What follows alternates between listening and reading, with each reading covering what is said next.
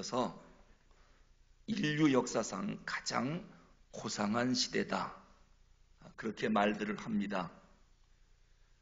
어느 때보다도 인권이 신장되고 첨단 산업의 발달, 문화, 예술, 과학은 정말 눈이 부실 정도로 발전해 있습니다. 그런데 문제는 뭐냐면요, 이 물질 문명의 발달은 오히려 인간의 존엄성을 해치고 더 나아가 정신문화의 퇴보를 가져오는 그런 부작용들이 보이는 것 같습니다. 날마다 우리는 신문을 보고 뉴스를 듣습니다. 좋은 소식을 기대하고 가슴 뭉클한 감동되는 그런 이야기들을 듣고 싶은데 오늘도 또 사기를 했구나, 또 배신을 하고 살인을 저지르고 강도를 했구나, 또 횡령을 했구나, 이런 부정적인 사건들이 끊이지 않고 발생하고 있습니다. 그리고 사람들이 모여있는 곳은 어디든지 미움과 갈등과 싸움이 존재하고 있습니다. 아무리 생각해도 이만하면 살만하고 사람을 소중히 여길 법도 한데 이렇게 사람을 무시하고 하대할 수가 있는가? 왜 인간들은 이렇게 감사할 줄 모르고 서로 미워하고 싸우며 마치 죽이지 못해 한 맺힌 사람들처럼 그렇게 이 세상을 살아가고 있는가? 이런 시대를 살아가면서 우리에게 꼭 필요한 계명이 있다면 제6계명 살인하지 말라, 이 말씀일 것입니다. 모세가 시내산에서 받은 10계명을 보면 일관된 중심 메시지가 있습니다. 그건 바로 하나님을 사랑하고 이웃을 사랑하라 라고 하는 말씀입니다. 특히 6계명은 인간은 남녀노소 빈부귀천을 떠나서 누구든지 하나님의 형상으로 지음받았기 때문에 가장 우월하고도 존귀한 존재라는 것입니다. 그래서 하나님은 최초의 인간 아담과 하와가 범죄했는데 그 범죄했음에도 불구하고 그들을 멸망시키지 않고 오히려 독생자 예수 그리스도를 이 땅에 보내셔서 그들의 죄를 대신하여 십자가에 죽게 하면서까지 그들을 용서하고 그들을 다시 구원시켰습니다. 하나님은 당신의 형상으로 만든 인간을 이렇게 크게 생각하십니다. 아주 높은 가치를 두고 있는 것입니다. 그런데 만약에 우리가 이 6계명을 어겨서 하나님이 그토록 큰 가치를 부여하는 인간을 미워한다든지 살인하면 이것은 하나님께 대한 가장 큰 도전이 되는 것입니다. 아울러 사람을 죽이는 이 살인 행위는 한 생명을 살리려고 예수님이 십자가에서 행하신 그 놀라운 은혜를 무색해 하는 인간이 범할 수 있는 가장 크고도 가장 잔인한 범죄가 되는 것입니다. 오늘 6계명 살인하지 말라, 이 말씀에 대해서 좀 더 구체적으로 살펴보려고 합니다. 우선 이 6계명의 의미가 뭔가, 또 예수님은 이 6계명에 대해서 어떻게 해석하고 계신가, 그리고 이 6계명의 적용 범위는 어디까지인가, 그리고 이 6계명을 잘 지킬 수 있는 방법은 무엇인가, 차례대로 말씀을 드리겠습니다. 우선 첫째로 살인하지 말라, 이 6번째 계명의 의미가 무엇입니까? 성경을 보면 하나님은 다른 피조물과는 달리 우리 인간과는 교제하고 싶어서 하나님의 형상으로 우리를 만드셨습니다. 흙으로 빚어놓고 코에 생기를 불어넣어 살아 움직이는 인간이 되도록 창조를 하신 것입니다. 그리고 하나님은 만들어 놓은 인간을 얼마나 소중하게 여기시는지 창세기 9장 6절에서 이렇게 말씀하십니다. 그 누구도 사람의 생명을 해쳐서는 안 된다. 그러면서 다른 사람의 피를 흘리면 그 사람도 피를 흘릴 것이니 이는 하나님이 자기 형상대로 사람을 지으셨음이니라 말씀하십니다. 이게 무슨 말씀입니까? 만약에 누군가가 다른 사람의 생명을 해쳤다면 그 해친 살인자도 반드시 죽이라, 이 말씀입니다. 그만큼 우리 인간은 존엄하다는 겁니다. 이 존엄한 인간을 죽인 사람은 똑같이 죽임을 당할 것이다라고 하는 하나님의 엄숙한 경고의 말씀입니다. 근데 여기서 궁금한 게 하나 있습니다. 전쟁이 났을 때 참전해서 적군을 죽이지 않습니까? 그리고 흉악범을 사형을 시킬 때 이 사형제도는 어떻게 해야 되나? 어떤 경우도 사람을 죽이면 안 되는가? 성경은 반드시 그렇지만은 않다고 말씀합니다. 출애굽기에 보면 모세가 10계명을 사회생활에 적용한 것이 출애굽기 21장에서 23장까지의 내용입니다. 그것을 시민법이라고 합니다. 그 시민법에 보면 사람을 죽여도 살인죄에 해당하지 않는 경우가 몇 가지 나옵니다. 첫째는 출애굽기 22장 2절에 보면 도둑이 뚫고 들어오는 것을 보고 그를 쳐 죽이면 피 흘린 죄가 없으니 라고 하는 말씀이 나옵니다. 어떤 가정을 해치려고 밤중에 도둑이 몰래 들어왔습니다. 그냥 놔두면 가족의 생명이 위험합니다. 이럴 경우 가장은 가족을 보호하기 위해서 도둑을 죽여도 죄가 되지 않느니라, 그 말씀입니다. 가장은 가족의 생명을 위험으로부터 지켜야 할 의무가 있다는 것이지요. 오히려 가장의 역할을 못해서 가족의 생명을 잃었다, 이것을 가장에게 너는 6계명을 어겼다라고 하나님이 지적하는 것입니다. 이어서 성경은 이러한 원리를 국가에도 적용을 하고 있습니다. 만약에 이웃나라가 자국민의 생명과 재산을 뺏기 위해서 전쟁을 일으켜 온 겁니다. 이때 통치자는 적군들의 행동에 대해서 군사적인 행동을 취해야 합니다. 그래서 적을 물리쳐야 하죠. 한마디로 전쟁이 일어난 겁니다. 이때 적군을 죽이는 것은 살인죄가 아니라 정당하게 여기는 것입니다. 하나님이 통치자를 세우신 목적이 뭡니까? 악을 행하는 자들에게 벌을 내림으로 당신의 백성들의 생명을 보호하려고 통치자를 세운 것입니다. 요즘 문제가 되고 있는 것이 여호와의 증인들 아닙니까? 그들은 징집을 거부합니다. 왜 군대를 안 가느냐? 왜 거부하느냐? 백성들의 생명을 보호하기 위해서 전쟁하는 것, 이것까지도 그들은 6계명을 어기는 것으로 여깁니다. 그래서 자기들은 군대를 안 간다 하고 차라리 감옥에 갑니다.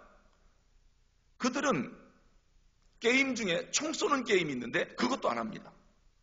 게임일지라도 총 쏘러서 사람을 죽이는 일은 장난도 안 치겠다는 겁니다. 요즘 그것을 양심적 병역 거부자라고 말을 하면서 대체 복무제를 시행하고 있는데요. 여러분, 우리 그리스도인들은 어떻게 해야 됩니까? 나라를 지키기 위해서 군사로 부름받았다. 어떻게 해야 됩니까? 정당하게 입대하십시오. 전쟁 나면 앞서 나가 싸우십시오. 전쟁 중에 적군을 죽인다, 이것은 6계명을 어기는 것으로 여기진 않습니다. 왜냐하면 전쟁 중에 하는 살상은 개인적인 감정으로 적군을 죽이는 게 아니라 자기 백성들의 생명을 보호하기 위한 의로운 행동으로 여기기 때문입니다. 만약에 정부가 하나님이 주신 권력을 바르게 사용하지 못해서 자국의 백성들의 피를 흘리게 만든다면 오히려 그 통치자가 역으로 6계명을 어기는 것이 되는 겁니다. 우리가 제5공화국을 부도덕한 정보로 간주하고 있는 이유가 뭡니까? 5공화국 때 이 악을 행한 사람들이 잘 됐습니다. 선을 행하는 사람들이 고통을 받았습니다. 이 가치 전도의 현상을 정부가 앞장서서 행했기 때문입니다. 또 그것을 계속 방조했습니다. 여러분, 정부의 기능이 뭡니까? 국민의 생명과 재산을 보호해주고 국민들의 신체적 자유를 보장해줘야 합니다. 그래서 무죄한 자가 억울함을 당하면 안 됩니다. 힘없는 사람, 연약한 사람들이 살해를 당한다든지 신체적 자유를 보장받지 못한다면 또 선량한 시민을 억울하게 구금시키고 가둬버리는 이런 일들을 정부가 지켜주지 않는다면 그 통치자는 6계명을 어기는 것이 되는 겁니다. 요즘 논란이 되고 있는 사형제도도 마찬가지입니다. 사형제도에도 6계명을 적용할 수가 있습니다. 인권단체에서는 사형제도 폐지를 주장합니다. 왜 그렇게 주장하느냐? 사형이 너무 잔인하다는 겁니다. 저는 그 주장을 들으면서 이런 생각을 해봤습니다. 다른 사람을 잔인하게 죽인 그 살인자가 저지른 악한 행동은 잔인하지 않고 그 살인자를 처형하는 사형제도를 잔인하다고 말한다면 그건 공평하지가 않다. 그런 생각이 듭니다. 서구 여러 나라는 이미 사형제도가 폐지됐는데요. 사람을 죽여도 자기가 사형당하지 않으니까 이 제도를 악용하는 그런 사례가 없지 않아 있습니다. 2012년 10월 달에 미국 사우스 다코타주 교정당국이 살인사건 22년 만에 어린이 강간 살해범 사형 집행을 거행했습니다. 그 살인범은 1990년 5월 8일 날 어버이날 사탕을 사 먹으려고 집을 나선 9살 베키 오코넬이라고 하는 이 여자아이를 납치해서 성폭행한 다음에 잔인하게 죽였습니다. 도널드 밀러라고 하는 60세 된 남자입니다. 1990년도에 사형이 확정됐습니다마는 22년 동안 사형 집행을 미뤄오다가 2012년 10월 달에 사형을 집행한 것입니다. 성도 여러분, 이 사형 제도에 대해서 어떻게 생각을 하십니까? 출애굽기에 보면은 이런 말씀이 나옵니다. 다른 사람의 생명을 해한 자는 사형에 처해야 한다. 그래서 국가는 무고한 사람을 죽인 범인에게 사형을 집행하고 살인자의 생명을 뺏는 일은 정당한 일이다. 이게 출애굽기 율법입니다. 이런 사형 제도가 있어야 다른 사람의 생명을 보호할 수가 있기 때문입니다. 만약에 국가가 이 직무에 태만하면 무죄한 사람, 연약한 사람, 생명을 보호받을 수가 없습니다.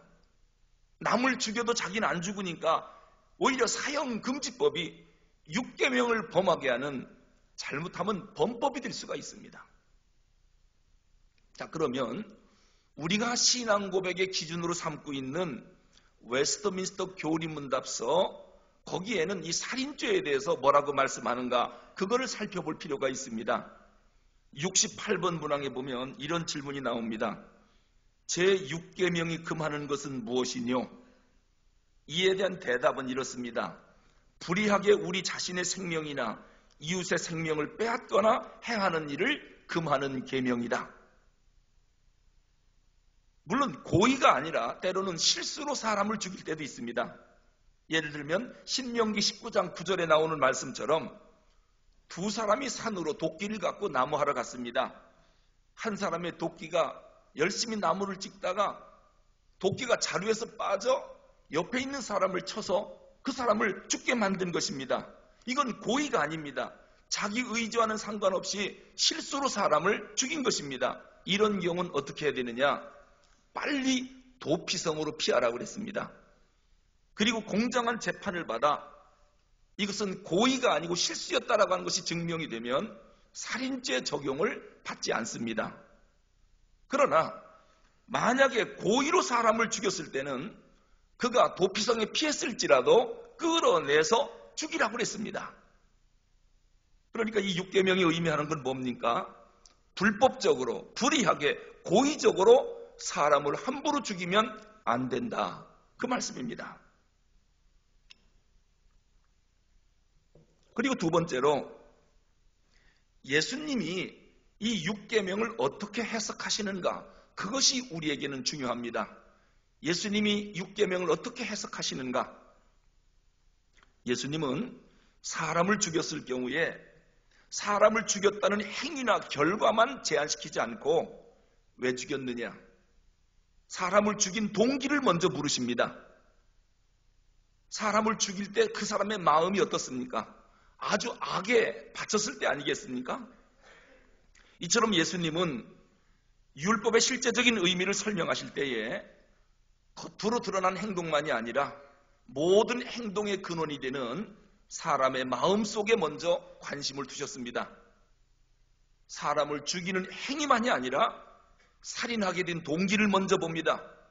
네가 사람을 죽이기 전에 네 마음속에 미움이 있었지, 분노와 멸시, 조롱, 비난이 있었지. 그것이 살인죄라는 겁니다.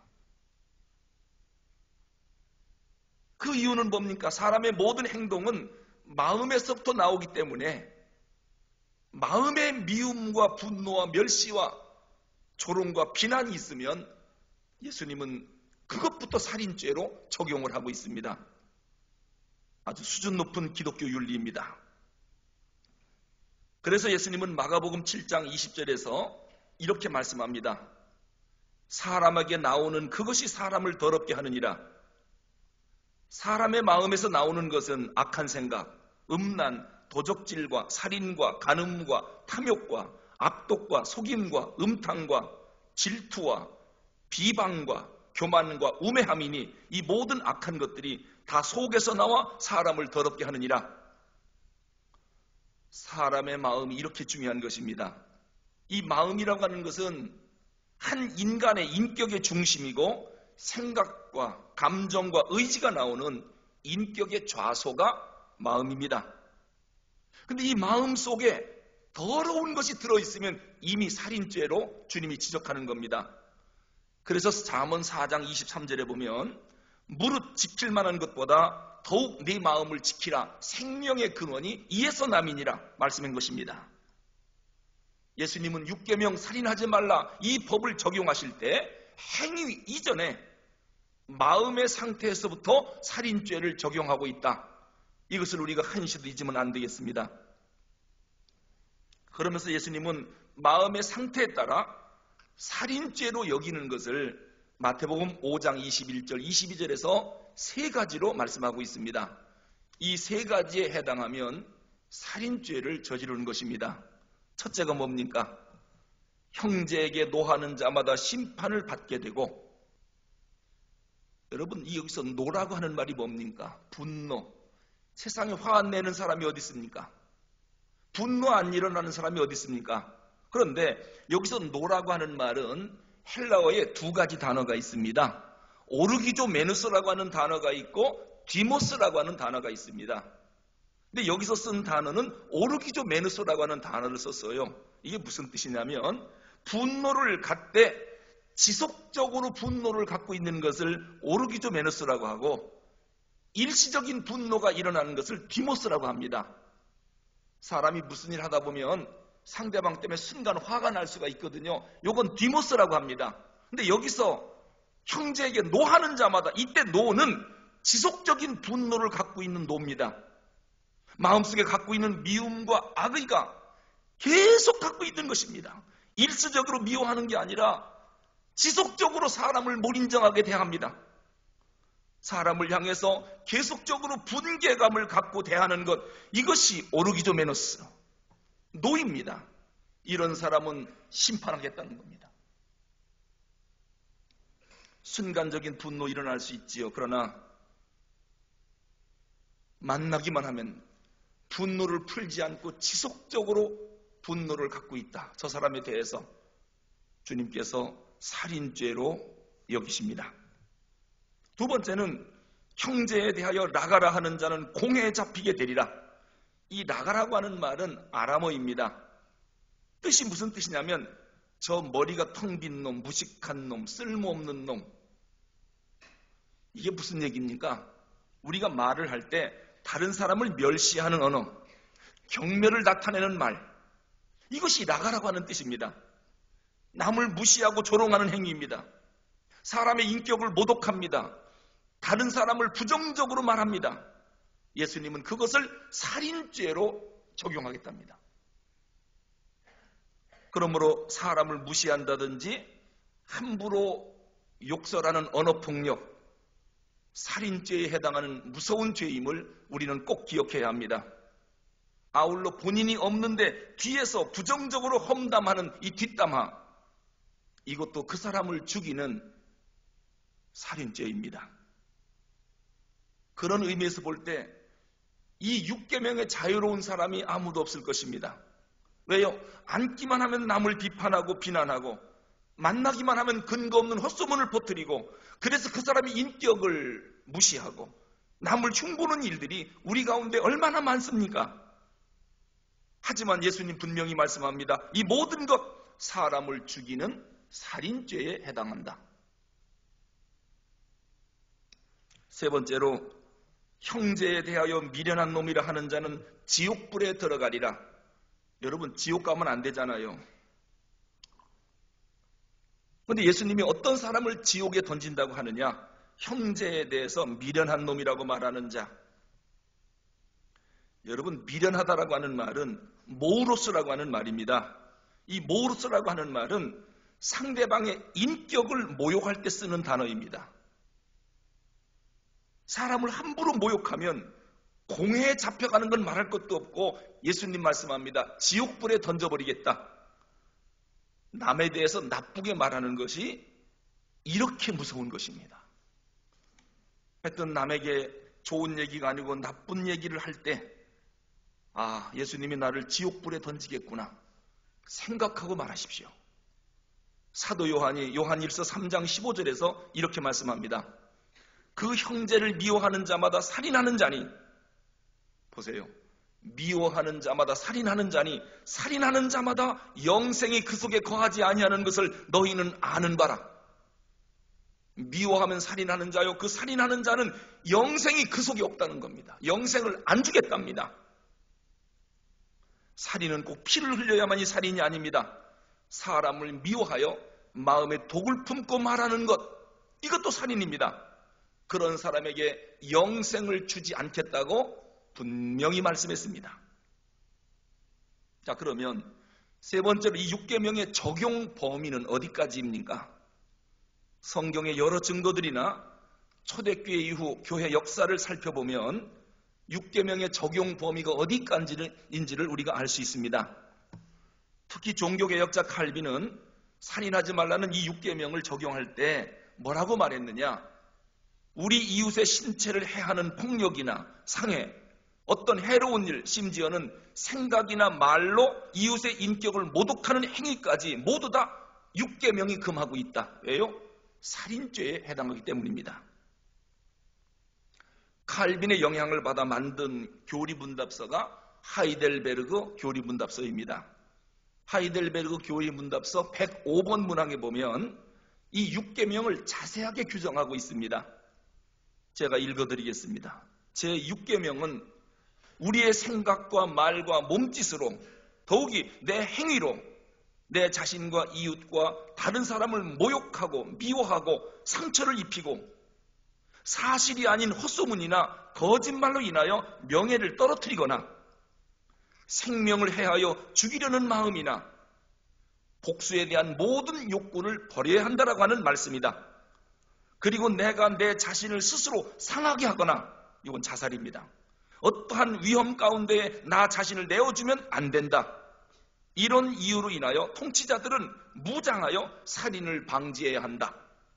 이것이 하이델베르그 교리문답서 105번에 나오는 6계명 해설입니다. 이걸 기준으로 현실적인 문제에 적용을 해보겠습니다. 먼저 다른 사람의 안전 문제에 대해서 6계명은 말씀합니다. 여러분, 구약성경은 안전 문제에 대해서 출애굽기 21장 29절에서 이렇게 말씀합니다. 어떤 사람이 자기 집에 있는 소가 뿔로 들이받는 버릇이 있다는 것을 이미 알고 있었고 그 문제로 인하여 경고를 받았지만 그럼에도 불구하고 소 임자가 소를 단속하지 않아서 다른 사람을 뿔로 받아 죽게 했다면 그 소도 죽이고 그 소를 제대로 단속하지 못한 소 임자도 죽이라.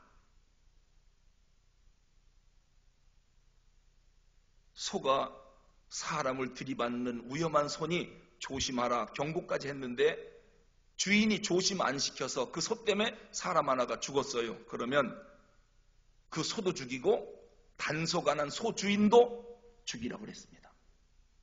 이것을 오늘 현대사회에 적용하면 그 당시 소는 생산수단입니다. 오늘로 말하면 여러분 중요한 생산수단이 뭡니까? 뭐 여러 가지가 있겠지만 대표적인 것 중에 하나가 근로 환경입니다. 예를 들어 회사 대표가 회사의 근로 환경이 근로자들의 건강에 치명적인 위험이 된다. 이 사실을 알고 있으면서도 그 문제로 인해서 환경당국한테 경고까지 받았음에도 불구하고 계속적으로 근로 환경을 고치지 않았다. 그래서 노동자들의 생명에 치명적인 손상을 입었다면 그 회사 대표는 6계명을 범하는 죄가 되는 겁니다. 구약에서는 그런 자를 살인죄로 적용을 했습니다. 그러므로 만약에 우리가 어떤 사업을 하려고 한다면 근무 환경이 노동자들의 생명과 안전을 잘 지켜주는데 적합한지 이걸 늘 고려해야 합니다. 그래서 회사의 작업 환경이 노동자들의 생명과 신체에 해를 주지 않도록 안전 문제에 신경을 써야지, 만약에 해를 끼치는데도 계속 이 일을 시킨다면 6계명을 어기는 것이 된다라고 하는 것입니다. 또 6계명은 우리 자신의 몸과 생명에도 적용을 할 수 있습니다. 하이델베르그 교리 문답서 105문항이 바로 그겁니다. 생각과 말과 몸짓으로, 더구나 행위로 내 자신과 이웃과 다른 사람을 모욕하고 미워하고 상처를 입히거나 죽여선 안 된다. 그리고 내 자신을 상하게 하거나 어떤 위험 가운데 내줘도 안 된다. 이 말이 뭡니까? 우리 스스로 비관해서 나 자신을 미워한다든지 그것 때문에 자기를 상해해서 자살하면 안 된다는 겁니다. 소설가 김정현 씨가 쓴 책 가운데 아버지라고 하는 제목의 책이 있습니다. 아마 많은 분들이 읽었을 거예요. 왜냐하면 소설법은 최고의 베스트셀러였으니까요. 저도 그 책을 읽으면서 아버지가 자녀에 대한 어떤 마음을 갖고 있는가 너무도 공감을 많이 했습니다. 그런데 이 소설 마지막 부분에 가면 아버지가 스스로 안락사를 택합니다. 자기를 죽여달라는 겁니다. 물론 왜 그런 것을 택했는지 이해는 합니다만은, 그런데 그 책은 마지막 부분에 아버지의 스스로 안락사를 택한 그런 죽음을 미화시키고 있습니다. 그래서 저는 그 책을 제 나름대로 평가를 내렸습니다. 아무리 베스트셀러지만 이것은 6계명을 어긴 삼류 통속 소설에 지나지 않는다. 여러분, 우리는 절대로 나 자신의 신체를 해하거나 의도적으로 나를 죽이는 자살행위, 이건 결코 하면 안 됩니다. 아울러 어떤 청년은요, 군대 가기 싫어서 손가락을 절단해요. 어떤 청년은 무릎 연골을 파열시켜서 수술받아 군대를 안 가려고 하는데 이것도 6계명을 어기는 것입니다. 어떤 여성들은 과도하게 살을 빼려고 지나치게 다이어트 하다 보니까 골다공증에 영양실조에 빈혈까지 걸렸어요. 이거 자기 신체를 학대하는 것이기 때문에 이것도 6계명을 어기는 것이 됩니다. 조심해야 합니다. 어떤 경우도 우리는 하나님 주신 내 몸, 이 생명에 해가 되는 일을 하면 안 됩니다. 그래서 예수 믿는 사람들은 담배를 안 핍니다. 왜요? 몸에 해가 되거든요. 나를 죽이는 일이 되기 때문에 6계명을 어기는 거거든요. 술을 마시지 않습니다. 왜요? 하나님이 주신 몸에 해가 되기 때문입니다.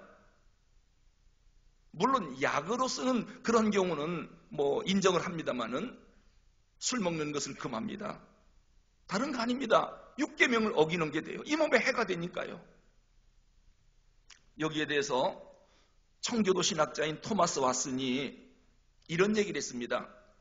자기 건강 문제에 신경을 많이 쓰는 것, 이것은 6계명을 잘 지키는 방법 중에 하나다. 그런 얘기했습니다.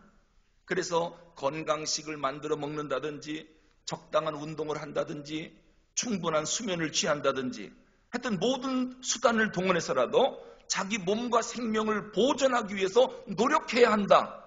토마스 왓슨의 이야기입니다. 그러면서 왓슨은 무슨 얘기를 하느냐? 현대의 많은 사람들이 다이어트라고 하는 명목으로 자기 신체를 가혹하게 다루어 음식도 아주 작게 먹고 몸을 학대하는 신비주의에 빠져 있는데 그것은 사탄의 유혹에 빠진 것이다. 이렇게까지 말합니다. 그러므로 우리는 우리의 영혼만이 아니라 하나님이 주신 이 육신의 몸도 건강하게 지키고 사랑해야 된다라고 하는 말씀입니다.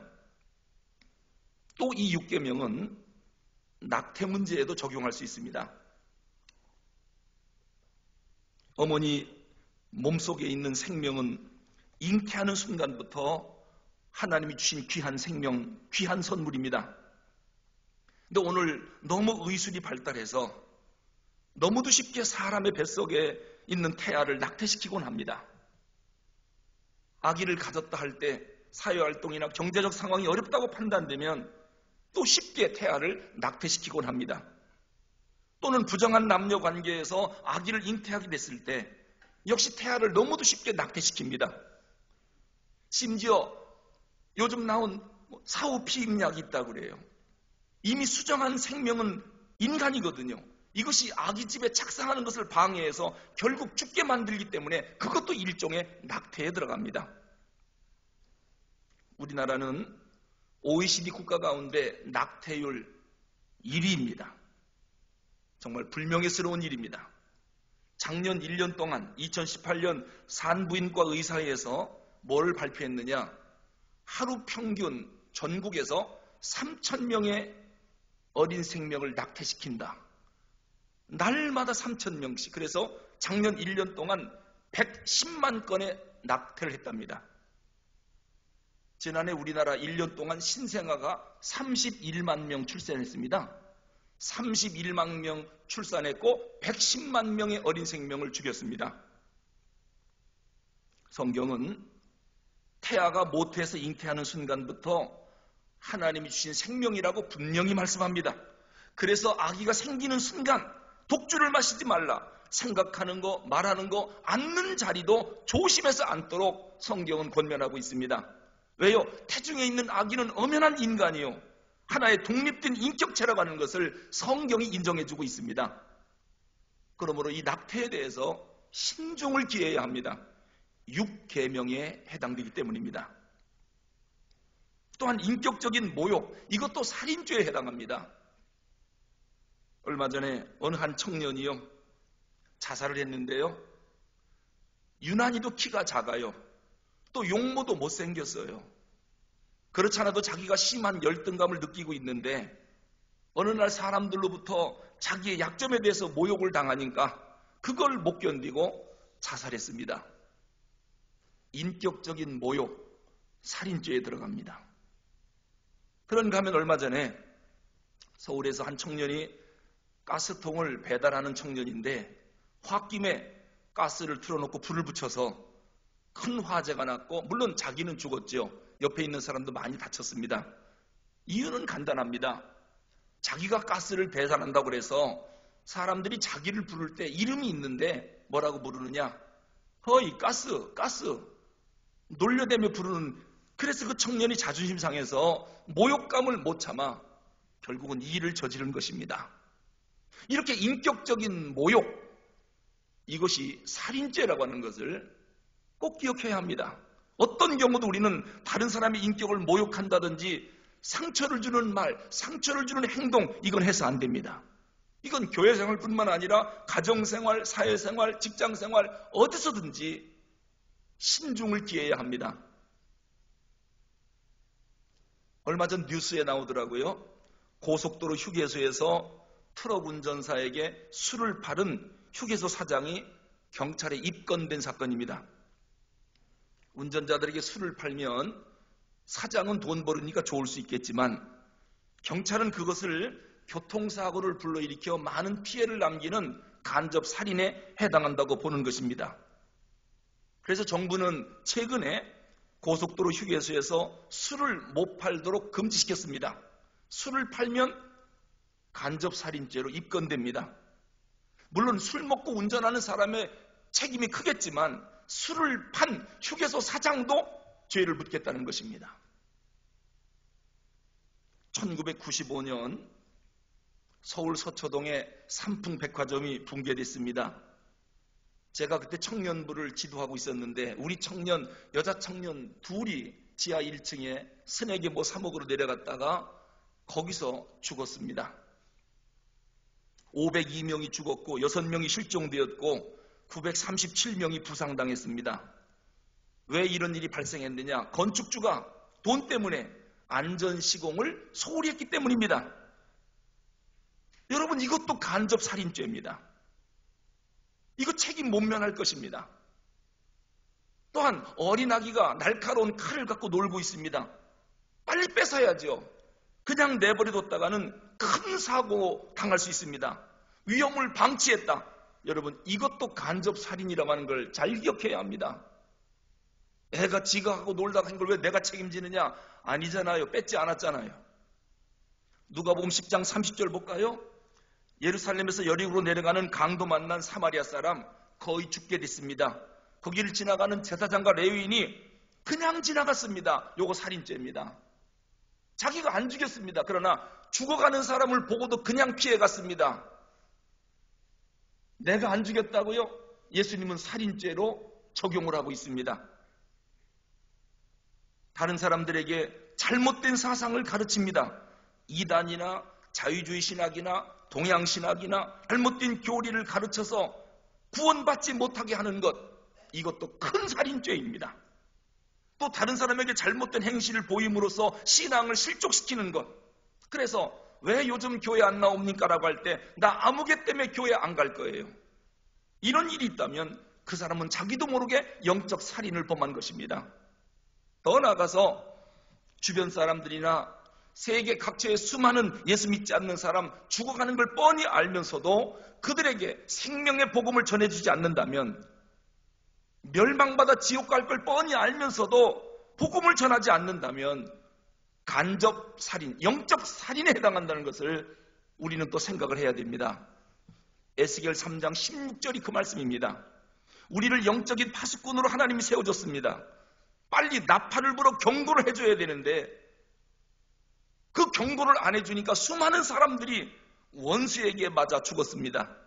그럼 그 죄를 누구한테 묻겠다고 그랬느냐? 영적인 파수꾼 네 손에서 핏값을 찾겠다고 분명히 말씀했습니다. 저 사람이 예수를 믿지 않아 지옥 갔다. 그럼 그 사람이 안 믿어서 자기 죄로 갔지만 그 사람이 안 믿으면 지옥 간다는 걸 이미 알고 있는 우리들이 그들에게 복음을 전하지 않았다. 그래서 그 사람의 핏값을 너에게 찾겠다는 겁니다. 여러분, 핏값 감당할 자신이 있습니까? 우리는 지난 수요일 밤에 전도 선교위원회 헌신 예배를 드리면서 금년도 선교 헌금을 작정했습니다. 우리가 직접 현장엔 못 가도 보내는 선교사로서 그 영혼 구원에 동참을 하자는 것입니다. 아직 작정을 못한 분들은 뒤에 나가면 안내석에 작정서가 있습니다. 우리가 커피 한 잔만 덜 먹어도 선교사 후원할 수가 있고 복음을 못 들은 사람에게 복음을 전할 수가 있습니다. 이제 마지막 네 번째로, 그럼 어떻게 해야 이 계명을 잘 지킬 수 있을까? 6계명의 적용 범위를 살펴볼 때 난 사람 안 죽였으니 살인죄 안 저질렀다, 이렇게 말할 수 있는 사람이 누가 있겠습니까? 6계명을 생각할수록 내가 이 계명을 안 지킨 살인자다라고 하는 이런 모습을 발견하게 되니 얼마나 무섭고 두렵고 죄송한지 모르겠습니다. 이 설교를 준비하는 저 자신도 얼마나 하나님 앞에 죄송스러운지 몰랐습니다. 결국 율법은 자기의 부족함을 발견하게 해서 오직 예수님만 바라보게 하는 그런 역할을 해줍니다. 율법을 다 지킬 수 있는 사람은 없기 때문입니다. 그런데 하나님은 이 계명을 주면서 율법을 지키랍니다. 못 지키면 할 수 없고 그런 말씀 안 하십니다. 지키랍니다. 그럼 어떻게 지켜야 합니까? 그래서 우리가 하나님 앞에 기도하는 것입니다. 그럴 때 기도하면 성령님이 우리를 인도하실 것이고 성령님이 도와줄 것이고 성령님이 능력과 역사해 주셔서 이 계명을 지킬 수 있도록 인도해 주실 것입니다. 아무쪼록 6계명을 우리 모두가 잘 지킴으로써 하나님을 사랑하고 이웃을 내 몸처럼 사랑하는 하나님의 백성들이 다 될 수 있기를 주님의 이름으로 축원합니다. 기도하겠습니다. 하나님 아버지,